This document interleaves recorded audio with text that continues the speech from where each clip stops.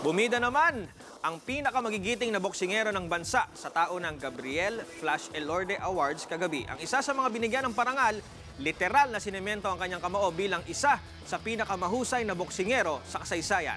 Umaaksyon si Lino Olivario.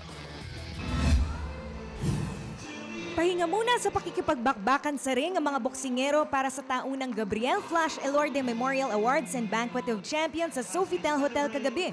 Paggunita rin ito sa birth anniversary ng legendary boxer na kaisa-isang Pinoy na naluklok sa World at International Boxing Hall of Fame.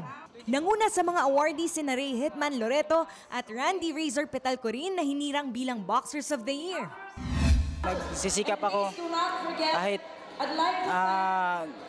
mahirap yung boxing, tinitiis ko pa rin na mag-champion ako. Masaya po kasi hindi ko po mag-asa nga boxer of the year po.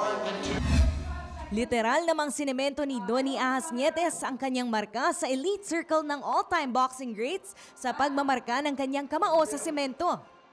Kasama niya sa pagmamarka ang mga dating kampiyon na sina Rolando Navarrete, Rene Barrientos, Herbito Salavaria at Ronnie Magramo. Malaking karangalan daw ito sa kanya lalo't idolo niya si Flash.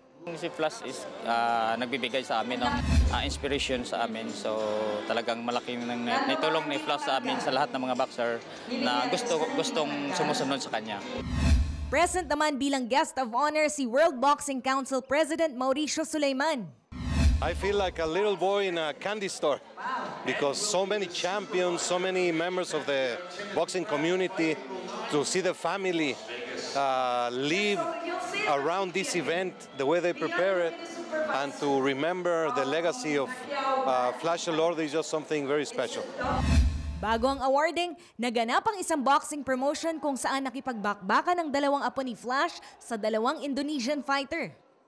Nadepensa ng 29 anyos na si Juan Miguel Elorde ang kanyang WBO Asia Pacific Junior Featherweight crown, habang nakuha ng 31 anyos na si Bay Elorde ang bakanteng WBO Oriental Junior Lightweight Championship. Hindi man daw madali, masayang magkapatid sa pagkakataong maipagpatuloy ang legasiya ng kanilang lolo. Masaya ako dahil nga na-continue ko yung legacy ng lolo ko, pero yun din malaking pressure sa akin. Sa tingin ko madaming pang kulang, madaming pa akong kailangan pag-aralan. Umaaksyon, Lynn Olivario, News 5. Sure to come back. Use 5 everywhere. Copyright 2016.